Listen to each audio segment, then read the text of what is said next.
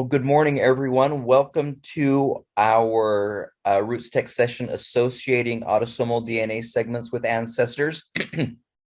In this live session, we will cover parts 1, 2, and 3. We anticipate the session going about an hour, maybe a little bit more. It is being recorded.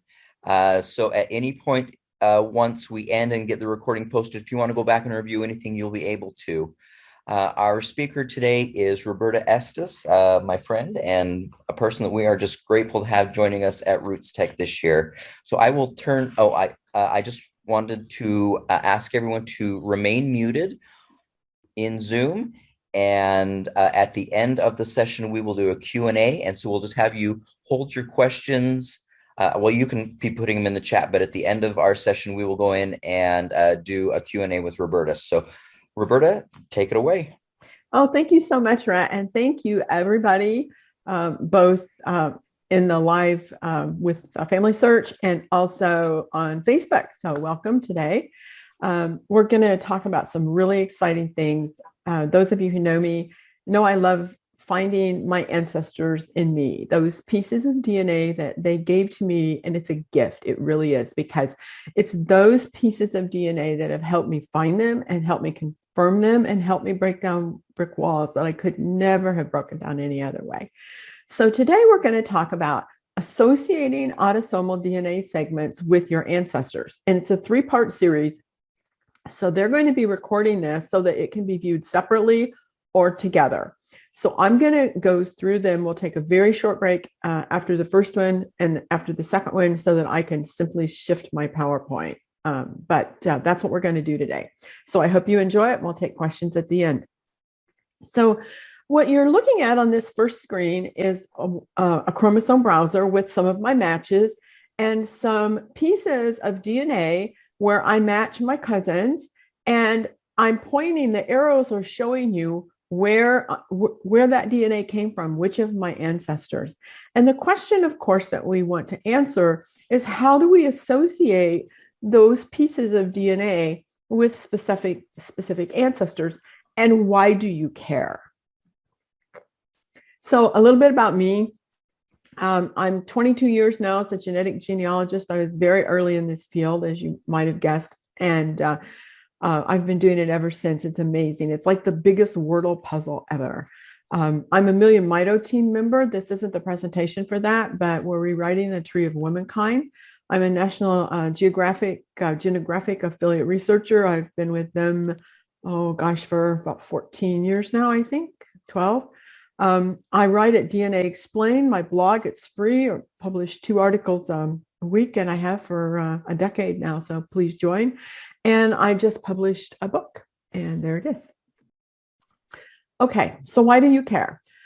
Pieces of your ancestors descend to you. So here on the left-hand side is Lazarus Estes and Phoebe Van Wyk. They're my great-grandparents. And then my grandfather is William George Estes, and my father, William Sterling. And then that's me back when I was 5 years old and really cute. So your segments can confirm or identify your ancestors, but you have to have your cousins in order to do that. Now, by have your cousins, you may have cousins you know that you can test, but other people are going to test, and they are your cousins. So what you have to do is you have to find cousins one way or another who descend from the same ancestors and match you on some segment of the same chromosome. And then what you do is a process called triangulation. And so this is my chromosome 15 here.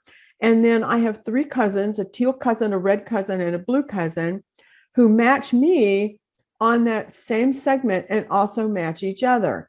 So then we have to figure out, how do we tell where that comes from? So the first thing we want to do is we want to target test family members, the closest generation first. So if you still have your parents available to test both of your parents. If your grandparents are available, how lucky are some people, right? Test your grandparents. Test your aunts and uncles, even if your parents are available, because remember, your aunts and uncles got some of your grandparents' DNA that your parents did not. Test your cousins. So start testing people that you know in your family tree. I literally used to go to family reunions with DNA test kits, and people were excited because you explain to them, you get them excited about your family history. They tell you things, you find out they have pictures. In one case, someone showed up with a Bible I didn't know existed. And yes, they took a DNA test then too.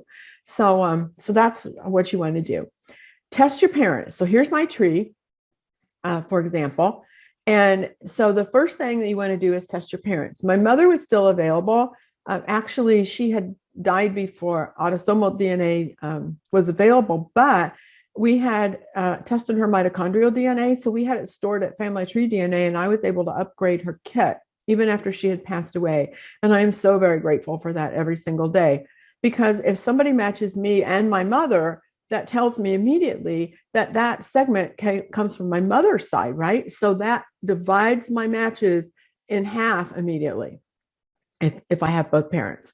So you can test other people. There are people down here, and you can see that there's the blue, the red, and the teal cousins that I showed you on chromosome 15 a minute ago. So our common ancestor of all of those people goes back through me, through my parents, through my grandparents, and back to Lazarus Estes and Elizabeth Van Wyk. So what you want to do is you want to look at your match list. So you test who you can, but then you look at your match list to see if you can identify anybody else that you know.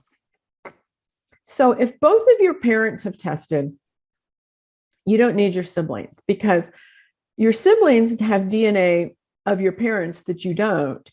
But if both of your parents have tested, obviously you have the DNA of both parents. So unless you're just interested or they're interested, and that is a good way to get them interested, by the way, you don't need to test your full siblings for your own DNA. Always test your half siblings if your parent's deceased, because your half sibling immediately tells you that it comes from your mother's side or your father's side, right? So that's a real blessing to have half siblings. Always test your aunts and uncles as well, unless both of your grandparents on that side have tested. If both of your grandparents on that side have tested, you don't need your aunts and uncles. But if they haven't, then you need your aunts and uncles. And if they can't test their children, your cousins, your first cousins, and then move up the tree and test your second cousin. So here we have an example in my family on the right-hand side of I'm trying to get as much of my grandparents as I can, right? So we have my father over here and his descendants. And then we have Joseph, my father's brother, who had a son. And if the son Estes has tested, then you don't need to test their child. Again, if they're interested, that's a great way to garner interest. But for your genealogy, you don't need that. So target test people within your family. And when I'm talking about target testing, I pay for these. And I figure like it's the cost of a book, right? For genealogy. And I'm asking them to do something for me. And they're much more likely to accept that gift if they don't have to pay for it. So how do you know who has tested already? Well, first of all, test yourself. And then check your matches for recognition. All of your second cousins and closer will match each other and you. Second cousins always match. We've never found a case that didn't. Also, second cousins once removed. 90% of third cousins will match, 50% of fourth cousins, and about 10% of fifth cousins. And people do continue to get solid matches further back in time. But when the vendors tell you to the fifth or sixth generation, that's kind of what they're alluding to, but that there is no line in the sand. So you won't have all of your cousins matching you, but the great news is you'll have some of them, and then you can figure out how you match that cousin. By the way, if I haven't mentioned it, at the bottom of many of these slides, I have articles like this one's Why Don't I Match My Cousin?, where I've written more information about the topic at hand. So you want to test or upload at all the major vendors. And I call this swimming in all the pools because everybody has matches that other vendors don't have because people will have tested at one place. So at Family Tree DNA, you can test there, and they accept uploads of DNA files from other vendors. MyHeritage, same thing. 23andMe does not accept uploads. So if you want to be in their database, you have to test there. Neither does Ancestry. So again, you'll have to test there. And GEDmatch is a third-party vendor, and they're not a testing company, but they do accept uploads. And you often find people who may have tested at Ancestry who will have uploaded to GEDmatch, but not other places. So you may find good matches where you don't expect. Let me give you an example. One of my closest matches is at MyHeritage, and I often think of MyHeritage as European matches because they do so much testing in Europe. They're very popular there. But one of my closest matches is at MyHeritage, and one of my first cousins is also at MyHeritage that isn't in any other database. So don't discount any of these. I've tested at all of them or transferred to all of them. And it's just a good idea because you want as many matches as you can find. All vendors have unique matches. So every vendor has something that they do very well, which attracts people to them. So let me give you a few examples. Family Tree DNA is 22 years old. They were the first vendor in this marketplace, the first US vendor, the first vendor that's still functional. And they have people in their database. A lot of the people that tested for me very early were elderly at the time, and they have passed on to the land of our ancestors. And I've asked them to ask questions of the ancestors, but so far I haven't gotten those answers. Maybe they're trying to give them to me through their DNA. But they have people in their database that are a full generation older than the other vendors. So that's a really good place to find that kind of information. 23andMe was the first autosomal match vendor that entered the space, followed just very shortly thereafter by Family Tree DNA. MyHeritage has a large number of European testers and a lot of people who have transferred uploaded their DNA from other test companies. And Ancestry has the most testers, but they have no segment tools. So they have a lot of testers and they do have tools, but they just can't help you with the segments. However, there are things they can do, and you can make contact with people there, and they may be in other databases too. GEDmatch offers unique tools and has a lot of Ancestry uploads. So don't discount any of the vendors. Make sure you're in all the databases. What you're going to do is something called triangulation. And that's where you match multiple cousins who descend from a common identified ancestor, preferably through different children, on the same reasonably sized DNA segment. This identifies the ancestral source of that segment and confirms that ancestor, assuming no unknown ancestor connections and that you're not identical by chance and not including close relatives. So why can't you include close relatives? Well, a match to you and your mother really is the same very close DNA. So what you're looking for with triangulation to confirm that ancestor ideally would be 3 people who descend from a different child of that ancestor that all match on the same segment, which tells you for sure that that segment tracks back to that specific ancestor. So I said identical, not identical by chance. And identical by chance is a false match. And identical by descent is a valid match. And what happens with identical by chance is when a little piece of your DNA from your mother and your father just happen to bed up together, and it appears that you match somebody that you don't, or maybe it's their DNA that's doing that. So what we do, the way to tell that is by triangulation, is so you want to make sure that you match cousins who are all descended from the same ancestor on the same segment. And there's a rule of thumb in the industry. And the rule of thumb is a 7 centimorgan segment is reasonably sized.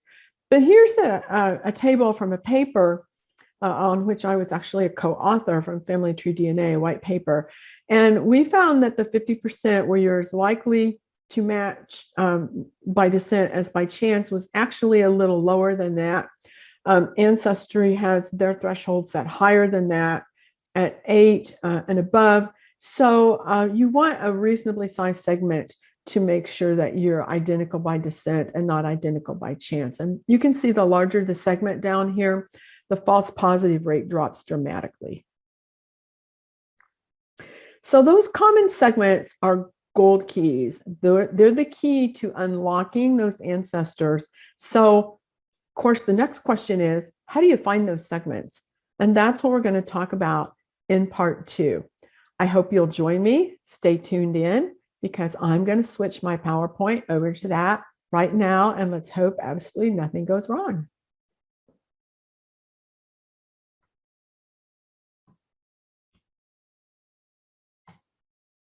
Obviously, something's already not working well. I'll figure this out. Oops, here we go.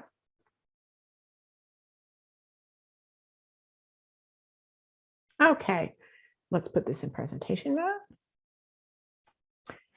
And how are we doing on time? We're doing really well. Okay. That's great.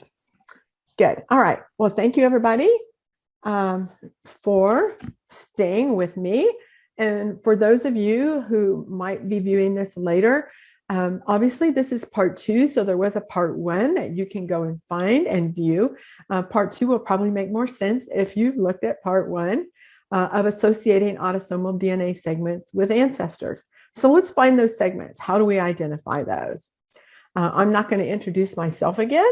I did that in part 1, but since some people will only be looking at part 2, it's here for you to read. So your segments are the trail up the tree to your ancestors. So here's my pedigree chart from my software that I keep on my desktop. And my pedigree chart shows you where those ancestors fit in my genealogy.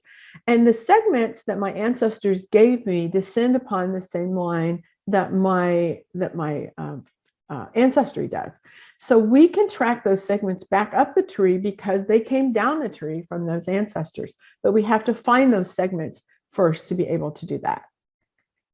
So what we're going to do is at each vendor, I'm going to show you how to find your DNA segments. Now, you might not have tested or uploaded to that vendor yet, and that's great. And this will show you why and the tools that they offer you and why you want to do that. So at MyHeritage, we have DNA, the DNA tab, and under the DNA tab, to find your segments, and there's lots of, you can obviously look at your ethnicity at any of these vendors, but we're talking today about the segments, your matching segments to your cousins. So you're going to look at DNA matches and DNA tools. Those are the things you'll be using at MyHeritage. So under the DNA matches, my very first match, my highest match, and one that I didn't expect to find at MyHeritage because I didn't know she had tested at all, is Alberta. So Alberta is a close relative. I know her. I'm not telling you exactly which relationship she is, but look, you can see under estimated relationships that she is very close. And you can see how much DNA I share with her. I share a huge amount of DNA with her. And then below that is you can see how many people and all the different tools that are available to you to use to figure out how you match that match. So in my case, my match with Alberta includes smart matches, which are common ancestor candidates. So what MyHeritage has done is they've gone through both of our trees and they've said, oh, look, we think you match on 97. There's 97 different people with common ancestors that might be relevant to you. I have 21 shared ancestral surnames. I have 14 shared ancestral places. I have shared DNA matches where I can look for other close matches, which might give me a hint as to how I match that person. There's a triangulation tab that shows me for every 3 people, me, Alberta, and someone else, if we triangulate or not. There are pedigree charts. Obviously, I know how she matches me, but I can look at her pedigree charts to see what I can see, because sometimes people spell things differently, or you'll recognize a surname or a location, even if the ancestor isn't in their pedigree chart. You can look at shared ethnicity and genetic groups, and sometimes that too is a hint. And then you can look at theories of family relativity, and this is one of my favorite tools in the industry because MyHeritage provides a tree, proposed tree based on your DNA match and other trees and documents. So what they do is they tell you, here's your common ancestor, and here's the branch to both of you. And I absolutely love this tool. So there's lots of hints that MyHeritage provides you for every single match. I just love this. So at MyHeritage, here's the shared segments for Alberta. So when I went to the chromosome browser and I looked at the DNA that we shared, here's what it looks like. So everything that's colored on this chromosome chart, the background is always you. So I'm gray. And the colored segments are how she matches me. And those DNA segments come from our common ancestor. So if I know who our common ancestor is, then I know where these DNA segments come. We call that the most recent common ancestor, because our most recent common ancestor is the couple, it's actually a couple in this case, who that came through. And then above that, there are many other common ancestors, and these DNA segments came from some of those common ancestors. And the question is who? So at every vendor, you're going to have the option to, that has segments, of course, you're going to have the option to download your shared DNA. And at MyHeritage, you go click on Advanced Options, download shared DNA information, and it comes to you in a little file that you download to your computer. And this is just for this match. There's a way to download everything, but that's not what we're talking about right now. So you want that because one of the tools we're going to talk about later is DNA Painter. So you're going to want your shared matches with just this one person so that you can use those to find matches with other people. Next, we're going to talk about family tree DNA and where you find your information there. At Family Tree DNA, when you sign in, you'll see your family ancestry and your autosomal DNA results and tools. Now, Family Tree DNA has 3 kinds of DNA testing: autosomal, Y-line, and mitochondrial. So on your personal page there, you're going to see all 3. So you want to go to autosomal. And across the top here are all the different tools. And under See More, there's some information there too that you're going to want to use, like the matrix. So one of the things you're going to want to do at Family Tree DNA is upload a tree. At MyHeritage, I'm hoping you're working on a tree there, because your tree is really important at MyHeritage for them to be able to use their tools. It is at Family Tree DNA too, but at Family Tree DNA, people don't generally build their tree. They do that at either Ancestry or at MyHeritage or on their computer. So you're going to need to upload your GEDCOM file to Family Tree DNA. And this is really important. Connect your matches to their profile at Family Tree DNA, because those matches automatically divide your test results into maternal and paternal. And I can't stress this enough. So here's an example with my mother at the bottom here. There's under your matches, there's linked matches. And this is my mother. And I just drag her over and connect her to her profile card in my tree. And you don't have to have your parents. And this is the beauty of Family Tree DNA. You don't have to have your parents for them to do that. I can use my first cousins because I connect them to their profile card. And then Family Tree DNA knows that anybody that I match with my first cousin on my mother's side obviously came from my mother's side, right? And anybody I match with a cousin on my father's side, and I've connected that person with their profile card in my tree, I match on my paternal side. And yes, there's some I match on both sides. Anybody that's my descendant, any of my siblings, they'll match on both sides. And then there's a few people that legitimately do match on both sides of my family tree. So that's a really important clue at Family Tree DNA. At Family Tree DNA, you'll be able to see maternal and paternal groups. So you can click on paternal and maternal, and you'll just see the people who are descended from that side of your tree. That's a huge help. You'll see ancestral surnames, Y and mitochondrial DNA haplogroups, which is also a huge hint in many cases as to where that person came from. And you'll be able to see matches then on your direct maternal and paternal sides if you've taken those tests yourself. You'll be able to see shared matches with other people. You'll be able to see My Origins match comparison, and My Origins is their ethnicity tool. So you'll be able to see who matches you on which types of DNA through My Origins. You'll be able to do my origins chromosome painting, where you'll be able to see the same segments. For example, in my case, my Native American segments, I can tell who else matches me. I can tell where they are, so I know who else matches me on this segment. You'll be able to see X matching if you're an autosomal match. And the X chromosome has a unique inheritance path. I've written about that separately too. And that's often a really big hint as to how you match people. And then there's the matrix, and a lot of people don't even realize that this tool is available, but you can see who matches each other in the matrix. So you know, if they both match you and they match each other, then they're probably from the same side, especially if they only match you on one segment. So family tree DNA shared matches, you can see here the shared matches are this little 2-person icon. So you want to click on that to see who you match in common with somebody. So you can click on your mother, for example, and see all the people you match in common with her. Or I can select Buster, my cousin here on my father's side, and I can see the shared matches. Or I can drop down here and compare relationship, which is the chromosome browser at Family Tree DNA. So I can see who I share matches with Buster, and then I can compare the relationship. I can select Buster or multiple people, and I can see how they match me. So again, the gray background is my chromosome, and the colored is how that person matches me or where on the chromosome.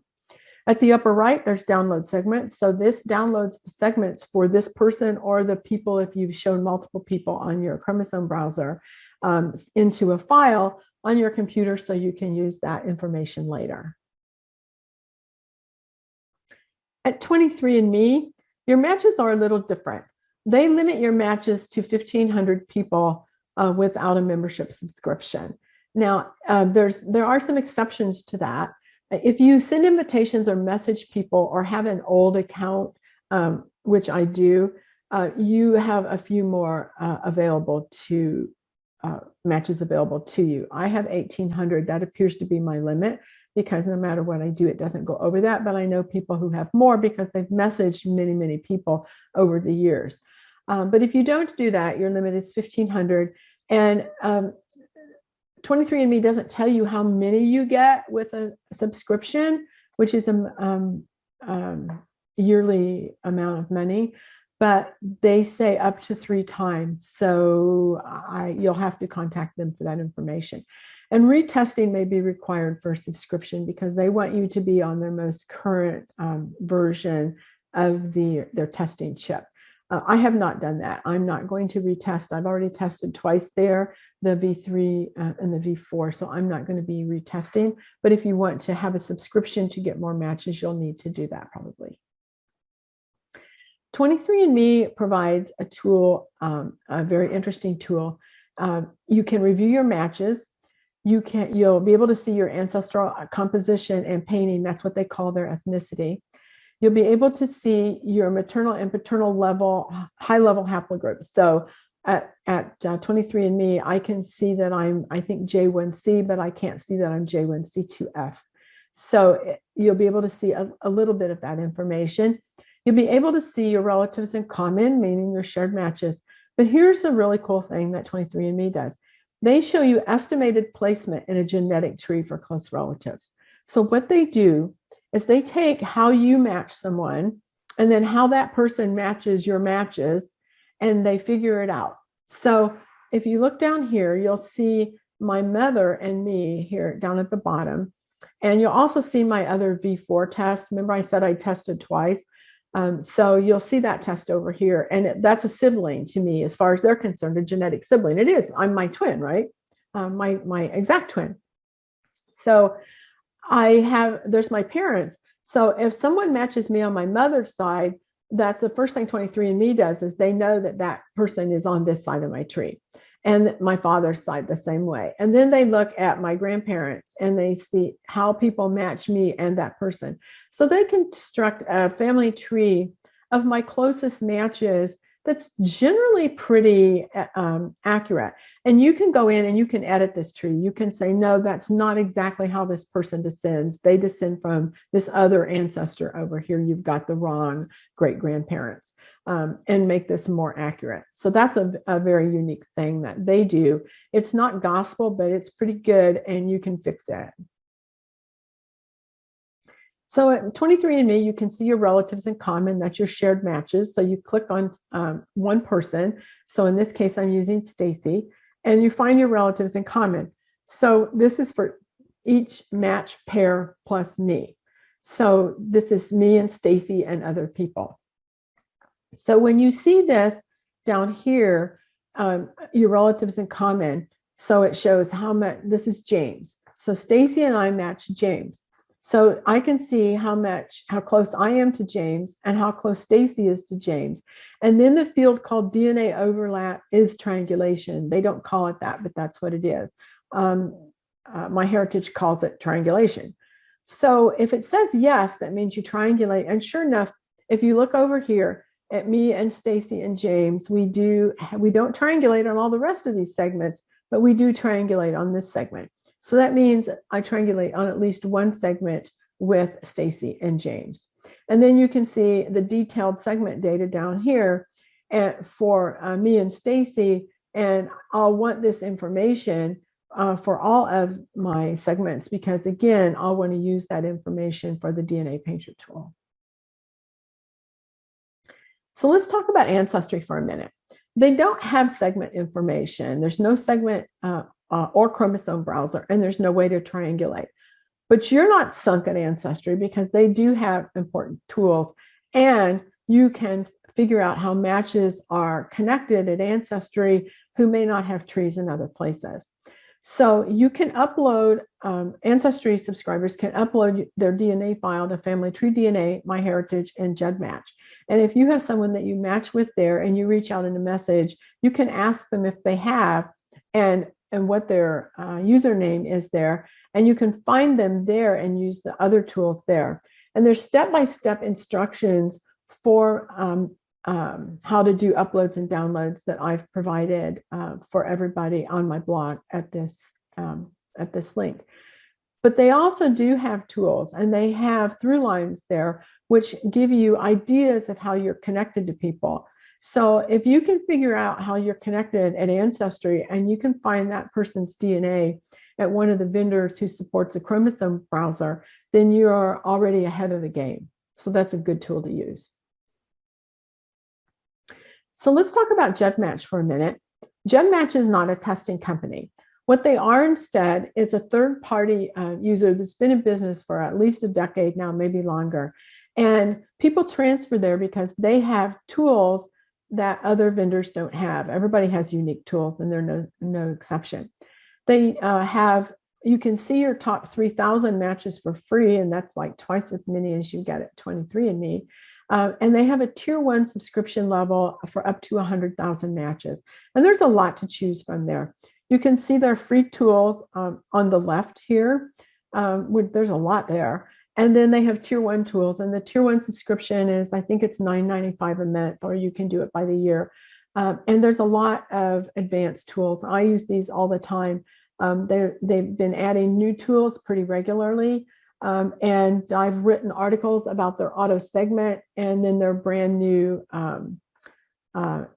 tools that they've just introduced in the last week or so. So check out GEDmatch. At GEDmatch, what you do is you review, you can do one-to-one matching, or you can do one-to-many matching. And so, of course, what you want to do is you want to enter your kit number, and then you want to see how you match. And in this case, I match someone by the name of Roberta, which is actually a different kit for me that I've uploaded so I can show comparisons. And you can see I entered my mitochondrial haplogroup. Here is the amount of DNA. One generation means that I'm my identical twin, which we already knew that. My longest, my total centimorgan, my longest. And so you can see the information. You can then select that person, and you can do other things with them. You can compare them and to other people with visualization options. In other words, visualization options, there are other reports that you can run. So what you do is you want to record the kit number and match individually one-to-one. And you want to do that because you need that segment information, right? Because we're going to use that. again at DNA Painter. So take the kit number and you enter your kit number on the one-to-one matching, that's free. And then enter the other kit number. And then you're gonna, I always select graphics and position, but you could select either one and it doesn't matter because you can, it's free to run. You can do this as much as you want. And then just click compare. And so what you're seeing here is the area on chromosome 4 up here where I match. Now the chromosome browser at GenMatch looks different, right? You're seeing each individual chromosome and there's no gray background. It is your chromosome. And the areas that are solid here are the areas on which you match that person. So that's what you're really looking for. You're looking for the areas that don't have the red. And then the green are areas where you match them on both sides. So, but what you're really looking for is the segment data that's in these little charts. That's what you need at GenMatch. And to get that, you can run the tool by position only. And what the tool, when you run by position only, gives you is the chart of all the segment data where you match that person. So the person I selected from the match list, I matched them on all these different chromosomes and the segment information. So what you're going to do is you're just going to copy and paste that, and because you'll need it for DNA Painter. So what's next? Let's get married. Let's marry your segment data with your genealogy and DNA. So we're going to move to part 3 here. I'm going to change presentations. I hope you'll stay with me because now we're going to talk about how to use those tools together.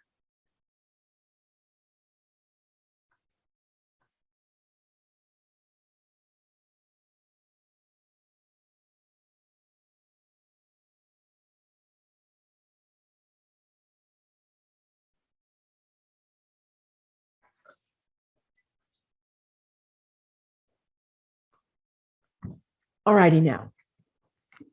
Thank you for joining me for part 3 of this presentation. You will notice that it is part 3, which means there was part 1 and part 2. If you're just joining for part 3, you'll want to find the segments of part 1 and part 2 of associating autosomal DNA segments with ancestors.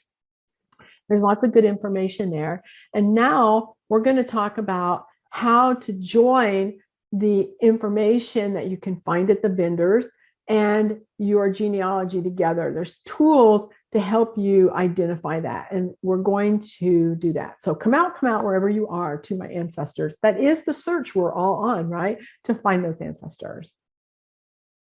I'm not going to introduce myself again. I did in the first segment. And for those of you who didn't watch that, you can read it for yourself right here. So let's talk about working with segments. We know now how to find those segments at the different testing companies.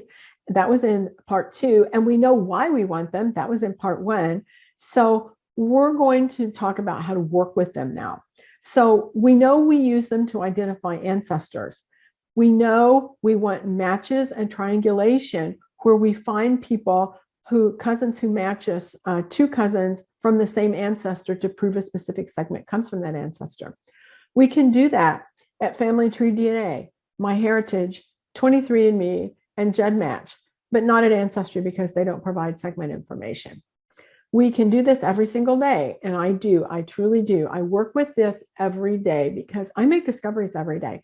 I may not break down a brick wall, but this is cumulative. This is a lifetime project, and you can do it when you feel like it, you can do it when you feel bad, but I do something every day on my genealogy. So how do you do that? How do you harvest segments of matches? And how do I organize this process? Because there are so many matches. I use DNA Painter. And before anybody asks, I've got no horse in this race. And DNA Painter doesn't pay me, doesn't give me a free account, doesn't anything. It's a wonderful tool and I love it. And I use this to organize all my matches. I'd be truly lost without it. So DNA Painter provides a single location for storing and organizing your data segments.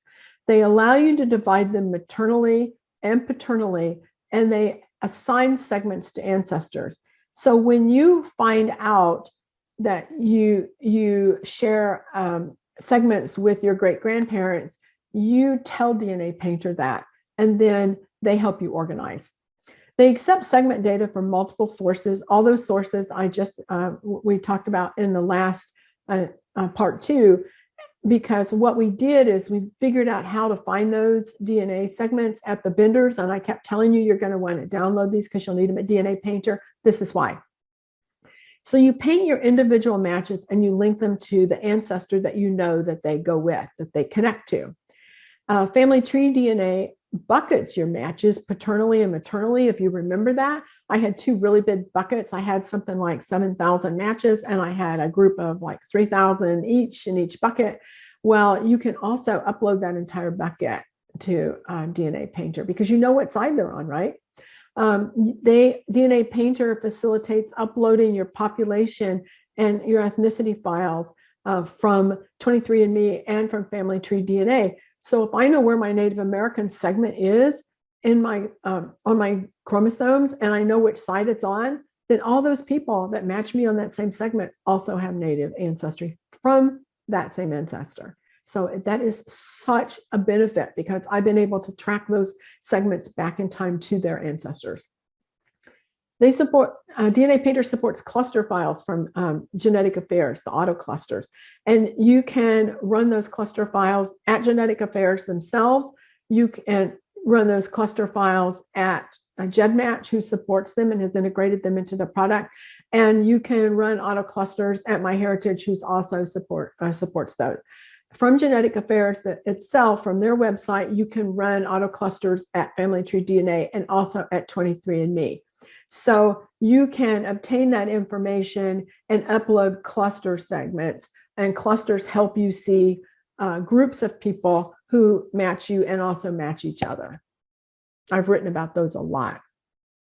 I also have an article on my website where I put everything DNA Painter together so that you can find all different kinds of instructions and resources, and the same for Genetic Affairs. So here's an example from Family Tree DNA. I can paint my individual matches, so that's what I'm going to do. Or I can take an entire paternal or maternal match group. So here's all my matches. I have 7,514 matches, and of those, 3,239 are paternal and 1,443 are maternal. Now, you might find that unusual because remember, I have my mother, so they can easily phase my matches through my mother. But the difference is that my father's ancestors have been in this country for a very long time, you know, the 16s and 1700s. But my mother has a very big part of my ancestry, of her ancestry, that's German, that arrived in the 1850s, and Dutch. So she has fewer people that have tested on her lines than my father does. But my mother's autosomal DNA is in there, so I know immediately how many people match me on my mother's side. The ones that don't match me on either side may either be identical by chance, or it may be because my father isn't alive to test. So the key is to first identify cousins descended from your known ancestors. And Buster, you saw him a little bit ago, we're going to use Buster again. Bless his heart, he's left us for the ancestral land, but he was an older gentleman, and he was the grandson of Lazarus Estes and Elizabeth Vanoy. So I know that people that I match with Buster had to come through Lazarus Estes and Elizabeth Vanoy. So let's start my DNA painting by my match with Buster. In part 2, we learned how to find those segment matches from the chromosome browser and to download those common segments. So that's what I did. I downloaded the common segments to the right here. This is the little file, and I just copy and pasted that into the paint a match function at DNA Painter. And I've talked in the DNA Painter articles on my blog, there's instructions how to do this step by step. So I'm going to paste my segment data here, and I'm going to save the match. And when I save the match at DNA Painter, it allows me to identify who that match is through. So here's Buster, and I tell DNA Painter, I'm setting up, this is a brand new DNA Painter chromosome map that I started for this presentation. So I tell DNA Painter the first time that Buster matches me through Lazarus Estes and Elizabeth Vanoy, and it's on my paternal side, and I give it a color. And so then when I save that, DNA Painter paints that match on my chromosome. So next, let's go in and let's find some other people that match me on that same segment. That means they have a common lineage. So I pick some other people that I know, some other cousins. I know how they're descended, how I'm related to them. And I found out that they match Buster Estes too. So I know that somewhere we have a common ancestor, right? So at Family Tree DNA, I selected the chromosome browser, and look, I match my Vanoy cousins, and I match Buster and another Estes cousin who I know how we descend. I matched them all on chromosome 15. Remember chromosome 15 earlier? I thought you might. So here we are. We know that my Vanoy cousins match me through Joel Vanoy and Phoebe Crumley. And it turns out that Joel Vanoy is the parents of Elizabeth Vanoy. So now I go to DNA Painter and I paint my Vanoy cousins. And I tell them that our common ancestor is Joel Vanoy and Phoebe Crumley, and I assign them a green color. So now that's painted. And then when I show all of my paternal side matches at DNA Painter, they stack up. So I can identify the ancestor that part of that blue segment came from. So each new match has the paternal to push that segment one generation or more further back in time. So these segments, the blue ones is the one from Buster, if you'll remember, on chromosome 15. And this segment came through Lazarus Estes and Elizabeth Vanoy. But the green segment came through my Vanoy cousins, through Joel Vanoy and Phoebe Crumley, which is Elizabeth's parents. So I know that the green portion of my blue part, my blue matched Buster, came from the Vanoys. Now that means that the part that the blue part that isn't also green, they could also come from the Vanoy side. It might just be that those Vanoy cousins didn't match me there, right? Or it could come from the Estes side. So we'll have to find more cousins to figure out where that comes from. And then when more cousins match me, maybe we can push those segments even further back in time. So I want to show you what my real chromosome 15 looks like. Now, remember I said I started a new DNA chromosome map to show you those two matches. So we had a clean slate, a blank slate to work on. But here's my real chromosome 15, or part of it, because it's too big to show you all of it. So the colors are couples, as you know. We have the blue. And some of these are match clusters because I've uploaded match clusters from the Genetic Affairs cluster tool. But this entire region of my chromosome is Vanoy, or further back. Well, what do I mean further back?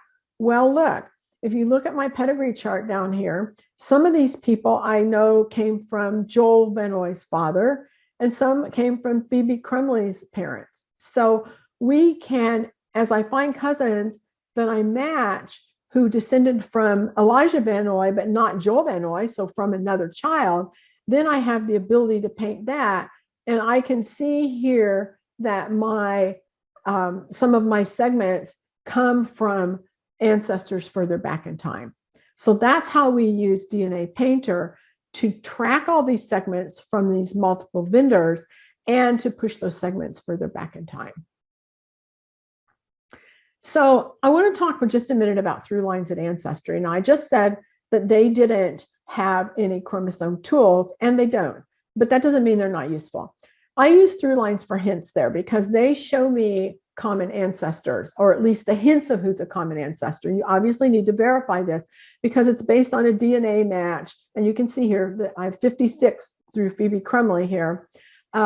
and trees. And we all know trees can be wrong, right? So part of how accurate this is tree completion. This is pretty close in time. So the chances are people actually know their tree. But the further back in time you get, the more chance are that there are ancestors that people aren't aware of, them or me. So what I do is I then check other vendors for segment matches. I can see who my matches are here, and then I can check other vendors. I can contact the match and message them and ask if they have or will upload elsewhere.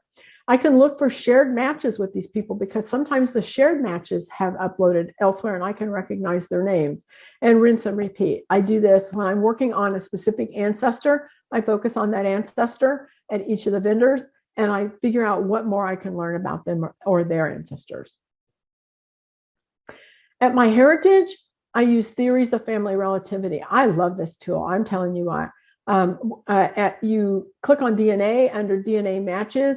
You go down here to the filter, and you filter for people who have a theory of family relativity. Theories of family relativity identify common ancestors. So what they do is they take they show multiple theories to begin with. So if there's multiple paths or you share multiple ancestors, they show you that. So here we have somebody who matches through my great-grandparents, and it shows you the path.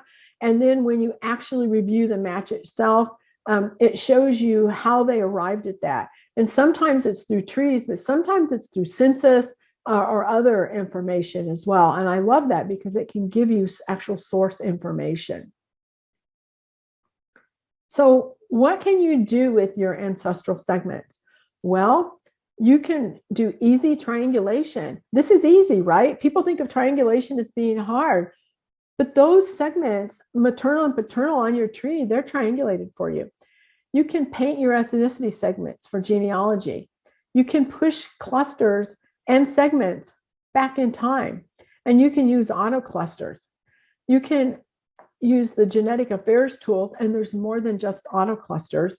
You can do tree matching, where your DNA matches someone, so now you match their trees to find your common ancestor. At 23andMe, you have a genetic tree, and wait, you have a genetic tree with auto kinship trees at GEDmatch through genetic affairs too. So if you'll join me in the next presentation, I'll show you even more about how you can use your ancestral DNA segments in a more advanced way.